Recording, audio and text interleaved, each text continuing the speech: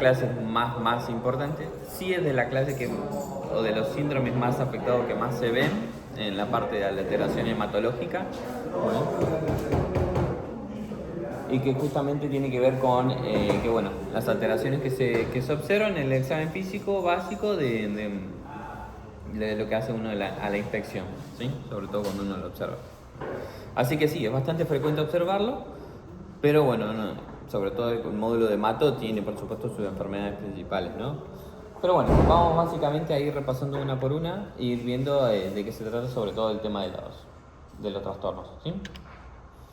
Bueno, básicamente es la presencia de sangrados de fácil apelación, ¿sí? Evidenciables, lo que ya dijimos, ¿sí? Que representa la manifestación de un trastorno sistémico que predispone al sangrado, ¿no? Es también como síndrome purpúrico, ¿sí? Básicamente cuando ustedes ya vean un paciente con este tipo de alteración vascular sin previa lesión aparente, obviamente ya tienen que sospechar sí o sí de una alteración hematológica, ya sea de plaquetas del vaso, ¿sí? O de los factores de la coagulación. Entonces ustedes ya más o menos en su cabeza tienen que ir haciendo la diferenciación y viendo qué es lo que le van a pedir a ese paciente como para ir encarando e ir viendo justamente qué tipo de alteración tiene el mismo, ¿sí? Básicamente, bueno, cómo identificarlo en los sangrados anormales, ¿sí? Que sean espontáneos, que sean simultáneos, que sean sitios no habituales. Como dijimos, toda esta clase va dirigida a los no traumáticos, ¿no? Sabemos que claramente el paciente se cae, se traumatiza, lo vemos.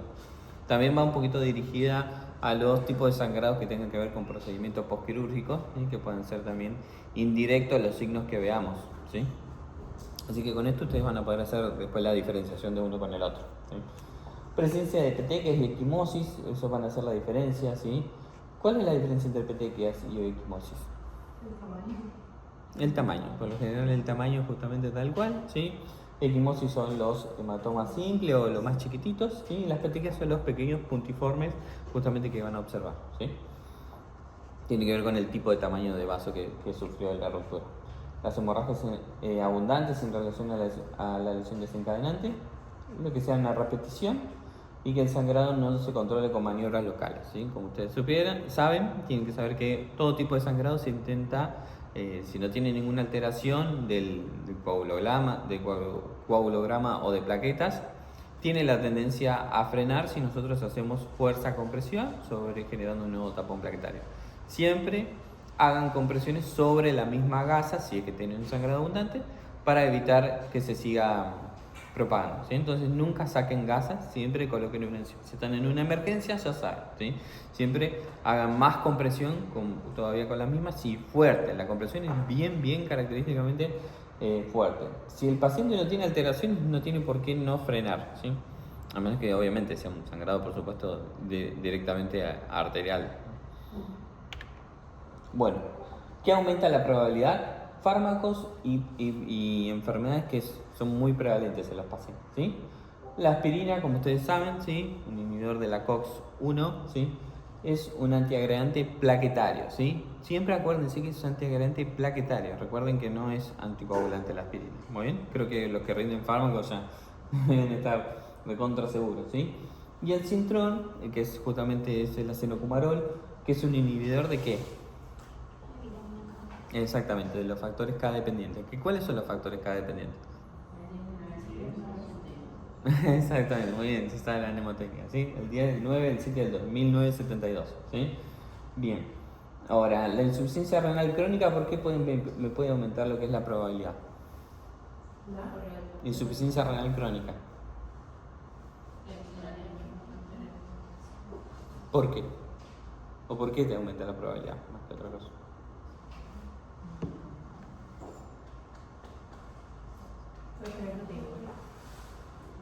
Y si ponele, si vos te empezás a tirar el por qué, ¿y por qué proteinuria?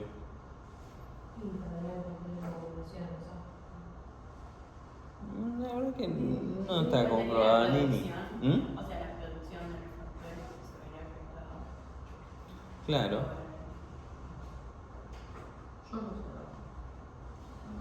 ¿Qué genera el riñón?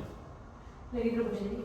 Eritropoyetina, ¿sí? Entonces, vos tenés justamente la alteración de la progenie, ¿sí? Entonces tenés una alteración, por supuesto, del mismo trastorno de la coagulación producto de ese tipo, ¿sí? Justamente más tendencia a querer mayor cantidad de sangrado, ¿sí? La falla hepática, por lo mismo, ¿sí? Los factores K dependientes, sí, por supuesto tenemos, ¿sí? Y vemos justamente también, si hay una alteración ahí hematológica importante de la paciente, ¿sí? Que justamente le genera, tenga esa probabilidad de aumentar, ¿sí? Bueno, básicamente los mecanismos sí tienen que ver con esto. Para mí esto es lo clave de la clase. Con esto que una vez entiendan esta parte, ustedes les van a permitir en su cabeza diferenciar el diagnóstico diferencial en base a qué está alterado y en base a qué tipo de paciente y qué van a estudiar, ¿sí? Para mí esto es lo más importante. Más que nada que son mecanismos que comprenden varias alteraciones, ¿sí? Sobre todo en los sistemas de formación del tapón plaquetario y la cascada de coagulación, ¿sí? O sea, es un conjunto de alteraciones, ¿sí? Alteraciones en las plaquetas, ¿sí? Recuerden, tenés el 2B3A, ¿sí? Es uno de los factores principales para la unión plaquetaria. O sea, si está alterado ese, claramente va a tener una alteración. Alteraciones en los factores plasmáticos de la coagulación, ¿sí? Sobre todo justamente en las cascadas, en las vías, ¿sí? La vía intrínseca y la vía extrínseca, así que vamos a ver las alteraciones en el TP y en el KPTT sobre todo, ¿sí? Y alteraciones de la pared vascular, ¿sí? Recuerden justamente también lo mismo, la pared sintetizaba varios tipos de factores, ¿sí? Que permitían justamente que permitan la adhesión, y alteraciones en la pared me van a provocar también este tipo de afectación, ¿sí? Vamos uno por uno. Alteraciones de la plaqueta, ¿sí? Claramente disminución del número de plaquetas, bueno, trombocitopenia, y alteración funcional, trombocitopatías, ¿sí? Más que nada lo que es las alteraciones hereditarias, la más común es el factor de von Willebrand o la enfermedad de von Willebrand, ¿sí? Muy conocida, muy estudiada porque es una enfermedad muy prevalente hace muchísimos años, ¿sí? Básicamente que tengan eso, sangrados espontáneos, ¿sí? Hemorrágicos, con herencia autosómica dominante, ¿sí? El Bernard-Soulier también muy conocido, ¿sí? Más que nada, bueno, principalmente afectando lo que es el factor 8, ¿sí? Y bueno, ya tenemos la tromblastenia de Glassman, ¿sí? Sobre todo que afectan justamente la unión del receptor, ¿sí? Son enfermedades hematológicas bastante específicas, las van a sospechar cuando ya lleguen al diagnóstico diferenciales en última instancia, muy bien, que básicamente se va a encargar un equipo de hematología, básicamente, ¿sí? Pero bueno, si la sospechan está bueno que la tengan en cuenta y que sepan por supuesto la alteración, ¿sí? Y las adquiridas, las que ya competen más a lo nuestro, a nuestro ámbito, a la parte de clínica médica, ¿sí? Son, bueno, un post-bypass cardiopulmonar, ¿sí? En el contexto obviamente de que tiene que estos pacientes requieren mucha anticoagulación y justamente voy a necesitar que se antiagreguen mucho, entonces por eso voy a tener estas alteraciones plaquetarias, sobre todo principalmente, ¿sí? Por fármacos, por aspirina, la ticlopidina también, muy similar a la aspirina, ¿sí? Y lo mismo también a su vez como el clopidogrel, ¿sí? La urémica, ¿sí? Afectaciones justamente también de la parte renal, ¿sí? Por eso mismo también el ciclo de la urea también va a afectar lo que es en la injuria renal, por eso era lo que decíamos también, ¿sí? Y los síndromes mieloproliferativos, que lo estuvieron viendo en la clase de la doctora, y los paraproteínas, ¿sí? También que justamente van a afectar justamente esto, ¿sí? Básicamente para que vean cómo es la enfermedad de von Willebrand, ¿sí? Donde justamente se produce lo que es la alteración y sobre todo la presión justamente de este receptor, ¿sí? Y bueno, los síntomas, bueno, van a ser los sangrados, los hematomas, se ve para el culo, pero bueno, la erupción cutánea, la hemorragia, la gengivorragia, ¿sí?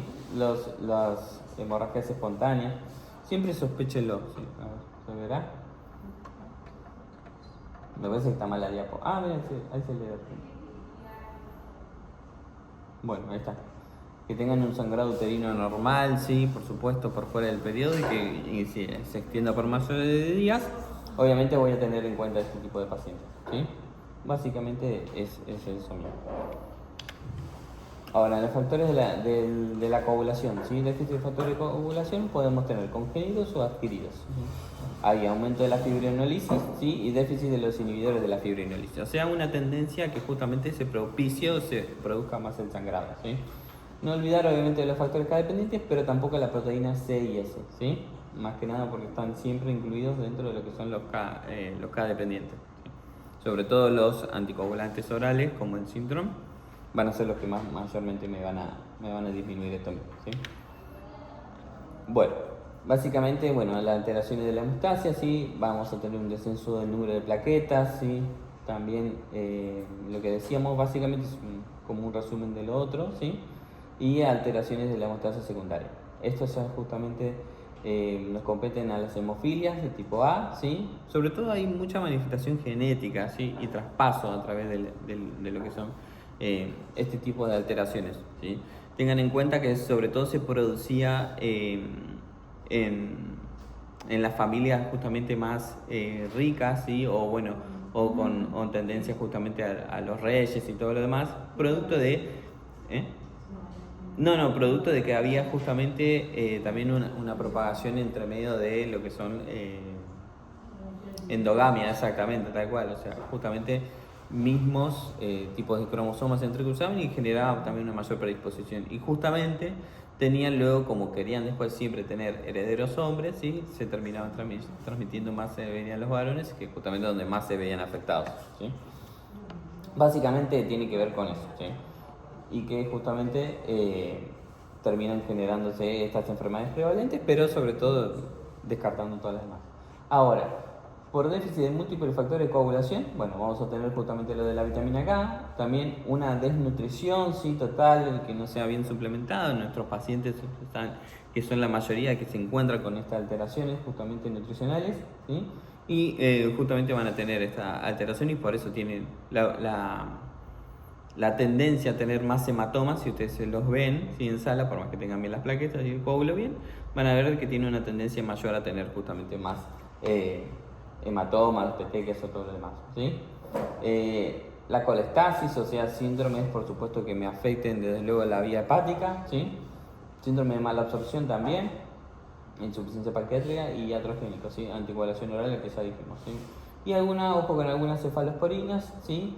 Sobre todo la cefoperación, que también me puede generar esta alteración del coágulo, ¿sí? La insuficiencia hepática, muy bien. Y como dijimos, la coagulación intravascular diseminada, ¿sí? Producto de que obviamente gran consumo de ya factores de coagulación, ¿sí? ¿Cuándo piensan ustedes que se va a activar una coagulación intravascular diseminada? El CID. Perdón, papi, ahí abajo nos dicen que no sonamos. ¿Que vayan? Sí. Bueno, tranqui, vayan. Yo después se las paso. Sí,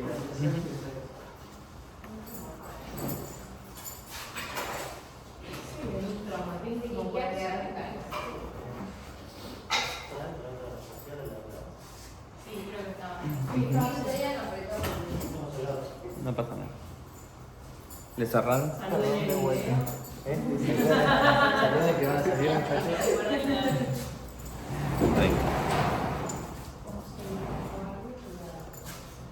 Por eso, ¿cuándo piensan de que se puede producir una coagulación intravascular diseminada? ¿Se acuerdan en qué tipo de enfermedad es? ¿No? ¿No lo vieron? ¿Lo vieron en pato o no? Por eso. Es factores de coagulación. ¿A qué está asociado? ¿No se acuerdan? Bueno, justamente, tienen que, si desglosan la palabra o desglosan, es el CID, sí, es un síndrome en el cual uno tiene que evitarlo, sí, por supuesto, pero hay veces que hay patologías que terminan básicamente matándote por culpa de eso, ¿sí? Es una coagulación intravascular diseminada, ¿sí? Que tiene que ver con que al consumir tanto los factores de coagulación, ¿sí? Producto de justamente una enfermedad como la sepsis, ¿sí? Que requiere tanto recambio metabólico y tanta necesidad de justamente necesitar esos factores de coagulación, me va provocando una cascada hemorrágica, ¿sí? Abundante, y básicamente que el paciente se muera por eso, ¿sí? Básicamente ustedes en ese paciente en el laboratorio van a observar una leucocitosis marcada, ¿sí? Una alteración, si decimos sepsis, tiene más alteración de más otro órgano, tiene alteración hepática justamente, tiene una alteración renal si quieren, ¿sí?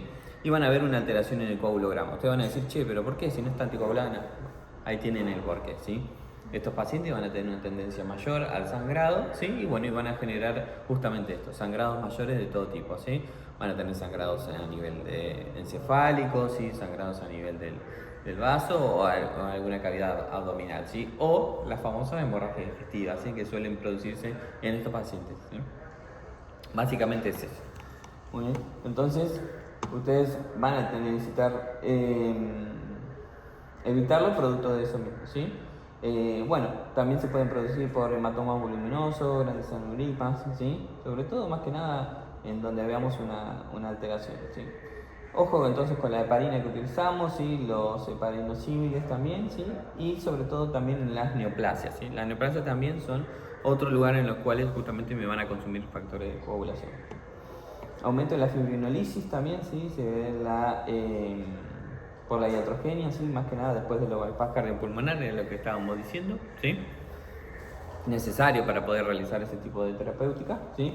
Y sobre todo, bueno, en la insuficiencia hepática, ¿sí? Sobre todo en la disminución del TPA, ¿no? Que es necesario para justamente formar esa fibrinógeno y fibrina. Los tumores, sí, como ya hemos dicho, y bueno, ese ya alfa 2 antiplasmina también, un poquito más específico. Y ahora, las alteraciones de la pared vascular, ¿sí? Aumenta la viscosidad sanguínea, ¿sí? Que es sobre todo la que se transmite a través de esa pared, ¿sí? Y que me van a generar justamente una trombosis y una púrpura, ¿sí? Sobre todo que me aumente la presión hidrostática capilar, ¿sí? Básicamente es una enfermedad localizada o difusa de la pared vascular por una alteración estructural de la misma, ¿sí? Las etiologías, sobre todo las que vemos hereditarias, tenemos la telangiectasia hemorrágica hereditaria, el síndrome de Ehlers-Danlos, ¿se acuerdan? Que tiene que ver con justamente, exactamente, tal cual, justamente con lo mismo de la pared, ¿sí? Y el Marfan, ¿no? El síndrome de Marfan también, justamente síndromes característicos que también producen este tipo de alteraciones de sueño, ¿sí? Las adquiridas, el escorbuto, ¿sí? El escorbuto, ¿quién se acuerda qué es? C. Sí, acuérdate. La vitamina D es el raquitismo. Y la púrpura senil y la amiloidosis, sí, la amiloidosis también, por producto de depósito que tienen en este mismo tipo de lugares. ¿Cómo? Pregúntale a él. No, el déficit de vitamina C o escorbuto también es la enfermedad de marinero. También, claro, tal cual, se comprobó que obviamente tenían eso por no consumir justamente alimentos con vitamina C, ¿sí? Por inflamación de la pared vascular, ¿sí? El SIRS, ¿sí? Si lo han escuchado en sala, hablamos mucho nosotros de SIRS, síndrome de respuesta inflamatoria generalizada, ¿sí? Tienen que ver con este tipo de justamente de alteraciones que me van a producir este tipo de pacientes. La endocarditis infecciosa, desde ya, una enfermedad básicamente que te afecta a lo que son las paredes de los vasos, ¿sí? La meningococcemia, claramente un aumento, por supuesto, de esta bacteria reproductora también, ¿sí? Las fiebres hemorrágicas virales, sí, sobre todo, bueno, ahora no recuerdo muchas, pero bueno, se estudió que en algún momento también el COVID podría justamente generar este tipo de alteraciones, frecuentemente, sí. Y las infecciones por riquecias, que son las viruelas, ¿no? La famosa viruela, justamente, producto de que por eso se morían gran parte de la población, se murió producto de eso mismo, ¿sí?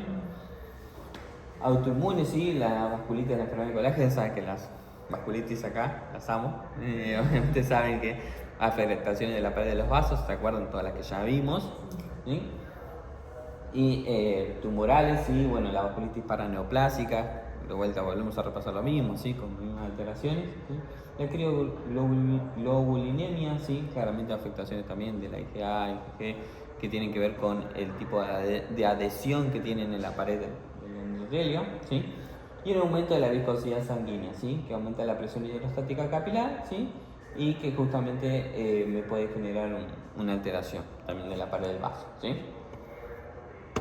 Más que nada son estas las más importantes y yo creo que sería lo que más vería entonces en estos tres pilares que estuvimos viendo, ¿sí? Bueno, básicamente la clasificación clínica tenemos vasculoplaquetaria que predomina en petequias y equimosis, lo que ya dijimos. Las alteraciones de la coagulación van a predominar los hematomas voluminosos, ¿sí? Ven la diferencia, ¿no? Obviamente cada uno hacia dónde apunta, ¿sí? Y ambos síndromes presentan, bueno, sangrados evidenciables, epitaxis, gingivorragia, digestivos, ginecológicos, todos los demás que ustedes ya saben, ¿sí? Hematemesis, hematoquesia, ¿sí? Recuerden bien la diferenciación de cada una porque eso, ustedes ya no pueden decir que no sepan la diferencia, ¿sí? Los chicos de semio, bueno, se lo podemos perdonar, ¿sí? Bueno, ¿qué es cada una? A ver, ¿este qué es? ¿Este? Más una equimosis, ¿sí? ¿Y este? Moretoma encima. Hematoma, sí. Me encantó. Moretón, ¿viste? Bueno, esto básicamente es cuando se terminan produciendo o cuando terminan generándose, ¿sí? Y sobre todo que es más prevalente en cada uno, ¿no? Veamos, solamente voy a hacer hincapié en, bueno, las petequias, vean que en básculo plaquetario son las habituales, ¿sí? Es raro, obviamente, los trastornos de la coagulación. Los hematomas, ¿sí? Son profundos y únicos. Después, la hemartrosis es común y se generan casos graves. ¿Cuándo hay hemartrosis? ¿Qué es hemartrosis? En la articulación, muy bien, tal cual, justamente. ¿Sí? ¿Cómo? No, es el sangrado de la articulación, hemartrosis, sí. Sí, seguramente, sí. También muy común que se dé, por ejemplo, en enfermedades autoinmunes que también te generen esto mismo, como la artritis reumatoidea, un hematoma me genere justamente un sangrado anormal a nivel de una articulación, ¿sí? Es muy común de verlo, ¿sí? Y más que nada, bueno, las hemorragias más comunes son el sangrado mucoso, el hematoma, lo que habíamos dicho, ¿sí? Y sobre todo los postquirúrgicos, ¿no? Básicamente eso mismo, ¿sí? Bueno, ya saben, esta parte ya la verdad no vamos a seguir repasando porque ya vimos ya básicamente lo que eran. Las petequias también, ¿sí? Recuerden, son lesiones rojas, redondeadas, menores de 4 milímetros, ¿sí? Hay que saber diferenciarlas, obviamente, de las placas, de las pústulas, ¿sí? Obviamente cada uno tiene que hacer una diferenciación, ¿sí? Después, la equimosis, recuérdense la alteración que van a tener y que justamente sea normal para diferenciarlo en cuanto al estadio en el cual se encuentran, ¿sí? Siempre hay una escala en cuanto a estadio y en cuanto a coloración que justamente tiene ese paciente, ¿sí? Es básicamente lo relacionado con el metabolismo de la hemoglobina, ¿sí? Así que es normal, le pueden decir a las personas, es normal que vaya teniendo esa tendencia a tener ese cambio de coloraciones. No hay ninguna otra cosa más que eso, ¿sí? Habitualmente, bueno, los hematomas profundos pueden ser posteriores a traumatismo y postquirúrgicos, ¿sí? También lo mismo, vean la progresión que tuvo este paciente, sí, con un hematoma bien extenso, ¿sí? Y sobre todo que van a terminar retrocediéndose. Hay signos específicos de sangrados, ¿sí? Era lo que estábamos diciendo, así que ojo cuando vean estos tipos de signos, ¿sí? La equimosis periumbilical, sobre todo el signo de Pullen, tiene que ver con un sangrado ya directamente en el peritoneo, ¿sí? El signo de Gray Turner que se da en los flancos y en la región lumbar, ¿sí? Sobre todo un sangrado en el retroperitoneo, muy bien. O sea, son signos característicos que se dan y que los solemos ver, sobre todo en post-procedimientos quirúrgicos o en traumatismos extensos, ¿sí? Todo paciente con un traumatismo de tórax cerrado o de abdomen, ¿sí? Tienen que intentar buscar signos indirectos que serían estos, ¿sí? ¿Este paciente va a tener una inestabilidad hemodinámica? Y sí, probable que sí, chicos. Pero bueno, si es un paciente joven, y ustedes saben que el paciente joven tiene un tiempito más en cuanto a prevalencia de tener más sintomatología o descompensación hemodinámica, si quieren decirlo, obviamente los voy a poder terminar bien, ¿sí? Bueno, la equimosis básicamente en la porción inferior del ligamento inguinal, se acentúa también, bueno, ruptura de aneurisma abdominal. Bueno, pero ese paciente mucho no va a tener, lamentablemente, o puede quedar si lo intervinieron quirúrgicamente, ¿no? Y bueno, más que nada ya de la parapediatría, pero bueno, sobre todo ven cuando hay justamente esta alteración a nivel puede ser una torsión testicular en un bebé, ¿sí? Esta la verdad no vamos a ir a ahondar tanto porque la verdad ustedes ya sé que ya tienen buen interrogatorio, entonces básicamente saben cuándo tienen que ir a buscar, cuándo preguntar, hace cuánto tiempo, perdurante, hay alguien más en la familia con alguna alteración hematológica. Siempre vean justamente el tipo de paciente que tiene, la morfología, cómo se encuentra, ¿sí? Si es pálido, muy bien, y si tiene alguna alteración en el laboratorio, ya saben que van a tener que seguir interrogando en ese sentido, ¿sí? Bueno, esta es la parte que justamente tienen que tener en cuenta en cuanto a alteraciones del sensorio, ¿sí? La cefalea, el déficit neurológico o la peor de su vida, ¿sí? Sobre todo, ¿qué tipo de enfermedad saben que es la peor de su vida? Lo van a escuchar 100.000 veces, ¿sí saben? Rotura de neurisma, ¿sí? Que se confunde mucho con la cefalea justamente en racimos, ¿sí? Que el paciente le estrella algo, ¿sí? Es un paciente que tenés que tener diferencia con las dos enfermedades, una es rotura de neurisma y la otra es la cefalea en racimos, ¿sí? Que justamente tenés que hacer la diferenciación con una imagen, ¿sí? Si la imagen no viene nada, ya estás sospechando que sea una cefalea, ¿sí? Le vas a dar un poquito de oxigenoterapia como acelerador cerebrorio, ¿sí? Y con eso va a tener la tendencia a disminuir, ¿sí? Porque le vas a hacer que acumule un poquito más de CO2 y eso va a permitir que vasodilate un poquito exactamente lo que son las arterias cerebrales, ¿sí? Eso para que sepan el manejo, ¿muy? Pero bueno, si ya sospechan de aneurisma, van a ver por supuesto una regeneración neurismática, pero tienen que pedir una angiotomografía, entonces obviamente ahí van jugando básicamente con lo que viene, ¿sí? Alteraciones visuales agudas, bueno, claramente, sí, por supuesto, el paciente viene con alteraciones visuales, sí. Hemoptisis, la presencia de sangrado justamente con la tos, ¿sí? Y antecedente de sangrado abundante, bueno, hematemesis, esto es con los vómitos, ¿sí? La melena, yo le estoy diciendo todo y ustedes saben todo, no sé por qué les digo todo. Ortostatismo, bueno, hipotensión arterial y taquicardia claramente como respuesta refleja, ¿sí? Sepan que siempre hay una respuesta hemodinámica refleja, claramente. Entonces, yo creo que están en una instancia, por lo menos lo que noto con los chicos en los cuales están, la mayoría, no sé si todos, no puedo decir todos, noto que ya están entendiendo cuadros clínicos y que están comprendiendo básicamente que no todo es una taquicardia, es una alteración cardíaca y no todo una hipertensión es sí o sí relacionado que esté hipertenso nomás, ¿sí? Van entendiendo que el cuerpo es un conjunto de respuestas y es muy variable la respuesta que tiene en base a lo que le está sucediendo, ¿sí? Como clínicos, o sea, si son futuros clínicos, futuros médicos, obviamente no están a nada, van a tener esa diferenciación de que no solamente por ver un signo o un síntoma van a actuar, ¿sí? Si les sirve medicina interna es para que puedan comprender justamente eso, ¿sí? La diferenciación que tiene una respuesta compensadora y qué más puede tener este paciente, ¿sí? Bueno, básicamente lo que decíamos antes, ¿sí? Signos de hipovolemia, signos de sangrado digestivo, ¿sí? Y justamente los sangrados premonitorios de una hemorragia mayor, ¿sí? Las ampollas hemorrágicas en la boca y fauces y las hemorragias retinianas, ¿sí? Básicamente tiene que ver con eso mismo, ¿sí? ¿Con qué? La hemorragia retiniana, ¿por qué puede ser? Cualquier persona. Pero así normal, te digo, o sea, puede a mí ahora. No, a ver, puede haber ruptura espontánea de los vasos en base a aumento de la presión ocular, ¿sí? Eso sí puede generarte. Pero bueno, sobre todo el tema de la hemorragia retiniana tiene que ver con ya un volcado, una afectación, o sea, más a nivel central, ¿sí? Más que justamente otra cosa, ¿sí? Básicamente sería así, una ruptura neuroesmática seguramente que tenga un volcado hacia el nivel de la retina, ¿sí? Básicamente eso sería. Muy raro que te suceda a vos, porque bueno, tendrías un déficit neurológico focal, una amaurosis fugaz, si querés, ¿sí? Y ahí veríamos justamente un volcado en la retina, ¿sí? Pero bueno, ya vamos a tener que ir y pedir justamente que lo examine un oftalmólogo, ¿sí? Pero signos clínicos evidentes que pueda llegar a tener serían esos mismos, ¿sí? Una diplopía, alguna alteración que justamente te genere, una alteración del campo visual que te genere eso mismo, ¿sí? Claro.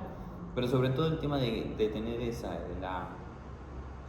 la retina tiene los vasos que son muy pequeños, ¿sí?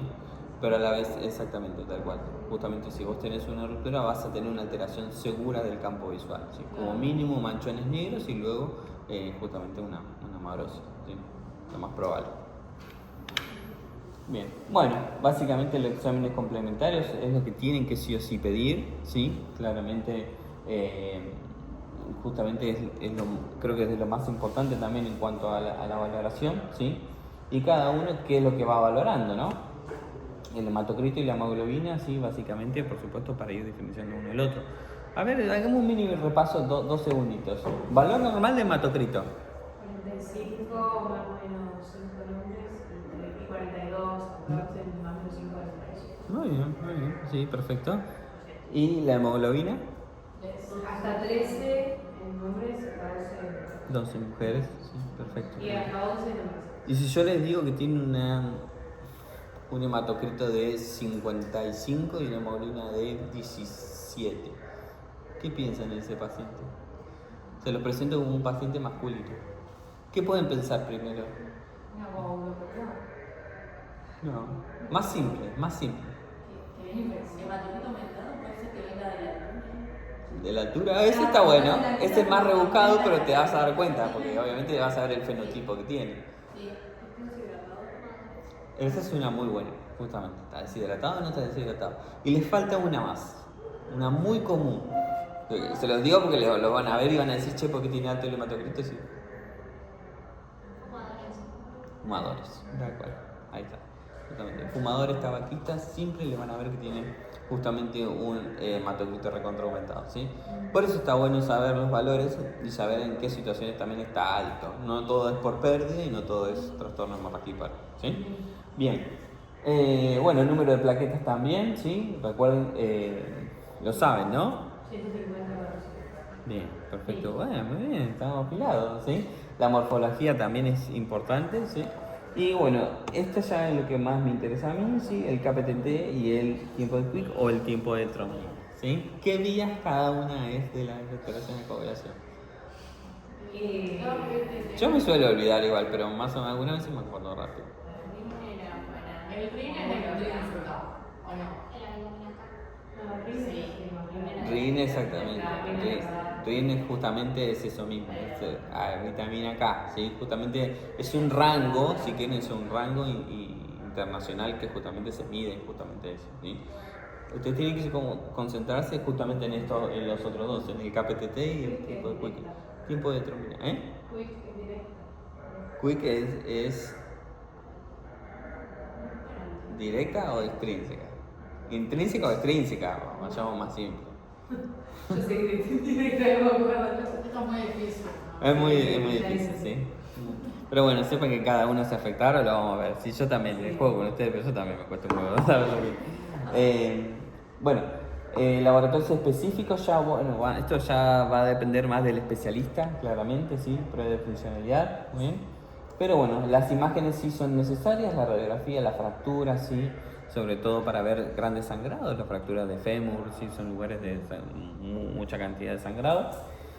El taponamiento cardíaco, bueno, y claramente los exámenes complementarios como la ecografía, los ECOFACT, ¿sí? Hoy por hoy se utilizan muchísimo las guardias, ¿sí? Y creo que es la tendencia que se va a venir dentro de poco a que cualquier médico sea capaz de realizar un ECOFACT, ¿sí? Así que los exámenes complementarios con imágenes van a ser lo prioritario, ¿sí? Básicamente te permite diferenciar muchos cuadros clínicos, hasta inclusive saber si están con un neumotórax, con una hemorragia, con un hemotórax, ¿sí?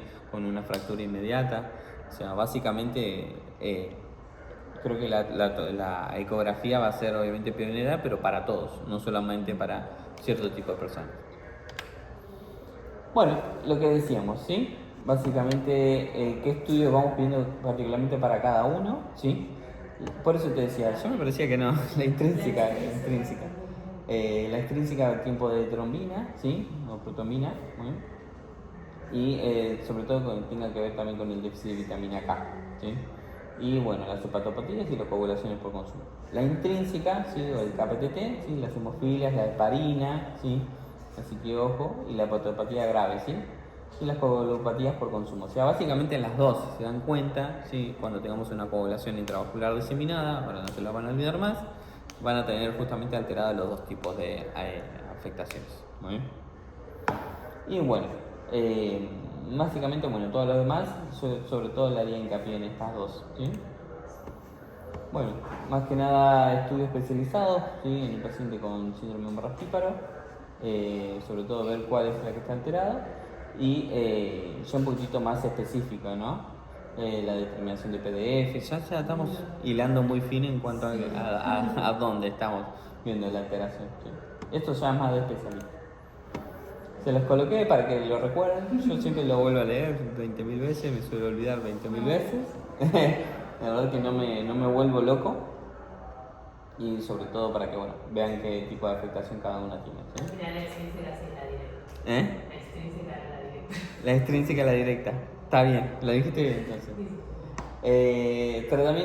Tratamiento, ¿sí? Básicamente lo que hablamos al inicio de toda la clase, que es donde vea la alteración estructural, voy a tratar el problema. Primero tengo que identificarla, y saber cómo identificarla es todo lo que anteriormente vimos. Así que básicamente, si tengo una trombocitopenia, voy a necesitar transfusiones de plaqueta, ¿sí? Dar, por supuesto, estimuladores de las plaquetas, como lo que son los corticoides, ¿sí? A través de sus vías estimulan la producción plaquetaria, ¿sí? Y me van a generar también un aumento de las mismas, ¿sí? La inmunoglobulina también, ¿sí? Pero bueno, obviamente está mucho menos disponible dependiendo del tipo de enfermedad que tenga, ¿sí? ¿Cuándo repongo plaquetas? ¿Sí? Cuando hay una indicación inmediata de reposición de plaquetas. Menos de...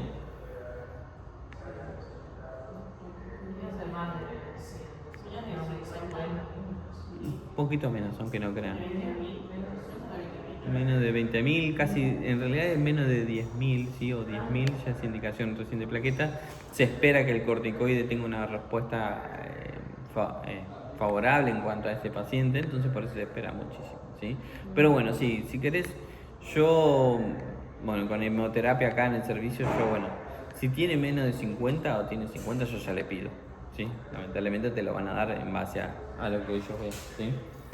Trastorno de coagulación, vamos a darle plasma fresco, ¿sí? Congelado, eso cuando lo escuchan seguramente en sala lo van a ver justamente que porque no viene solamente el plasma solo, ¿no? Viene con factores de coagulación ricos, entonces se utiliza sobre todo en los procedimientos quirúrgicos cuando vos ves que el paciente no llega a colocarse en rango, ¿sí? Del tiempo de trombina y el KPTT, ¿sí? El RIN no importa tanto, eso es lo que les quería dejar bien claro, ¿sí? No importa tanto en ese sentido. Lo del RIN lo vas a utilizar más en el sentido en un rango de anticoagulación, justamente cuando quieras anticoagular a un paciente, sobre todo. Bien, más que nada, los crioprecipitados, esos van a ser más específicos y sobre todo en los tipos de hemofilias, ¿sí? El déficit de vitamina K, ¿sí? Vamos a ver que tenemos de 5 a 10 miligramos por vía oral o intravenosa. Estamos discutiendo con una paciente que tenemos en sala de mujeres también con la misma alteración.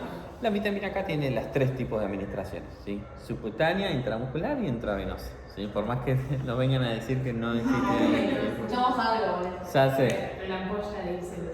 Exactamente. Bueno.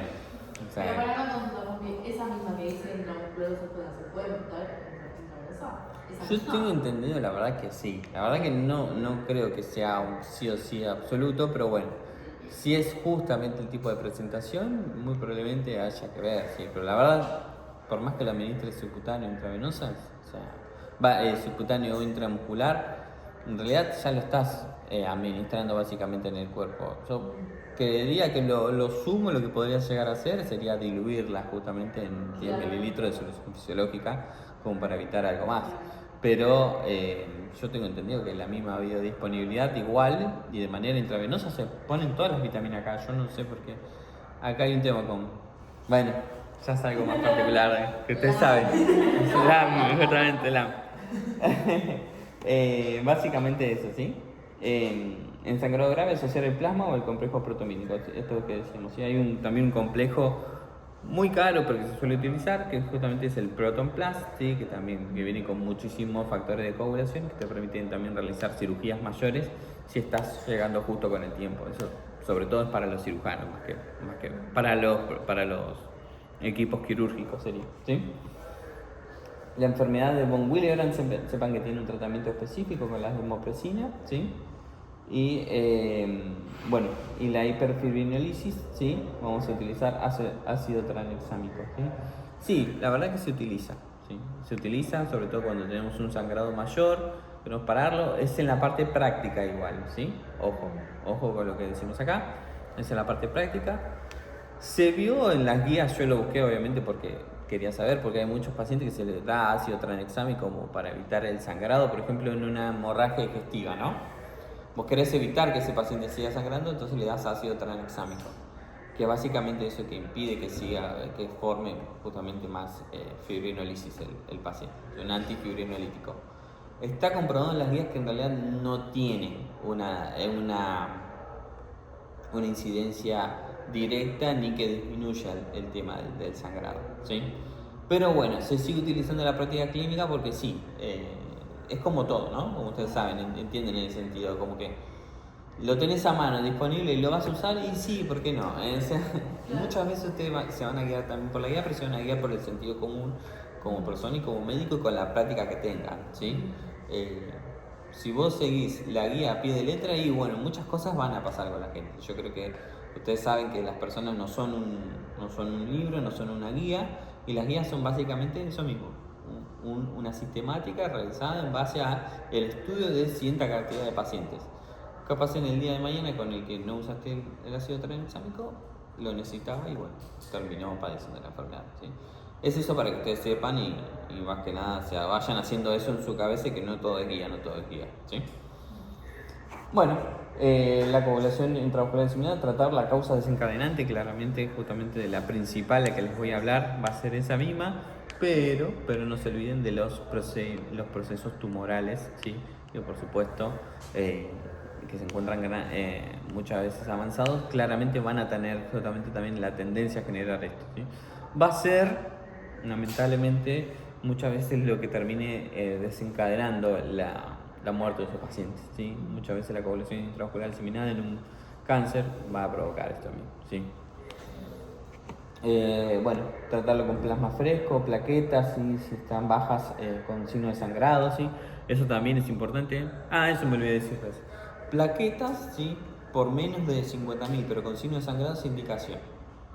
Eso me olvidé de aclarárselos a ustedes. Si menos de 50.000 es indicación, ¿sí? Indicación sola, por así decirlo, sin signo de sangrado, menos de 10.000. Pero plaquetas exactamente, ¿sí? Medidas generales, bueno, suspender claramente el anticoagulante, antiagregante, ¿sí? Compresión local y soporte hemodinámico, claramente es recontra importante. ¿Sí? Y la sangre se repone con sangre, eso no se olviden nunca, ¿sí? Por más que vean una disminución, una pérdida de sangre, ustedes ya tienen que ir actuando. Esto ya lo hemos hablado, creo. Un paciente que venga en shock, justamente, y que ustedes estén viendo, no esperan a ver, le pido la unidad. No, ustedes ya van pidiendo la sangre, ya le van pasando sangre. ¿Sí? Básicamente está para eso, justamente la sangre, ¿sí? Y claramente también reposición de fluidos y todo lo demás. Bueno, básicamente esto es para que tengan un mini algoritmo, pero muy simplón, ¿sí? Y bueno, ya está, ¿sí? Es una clase que me toca dar siempre, no me gusta mucho darla, pero sale.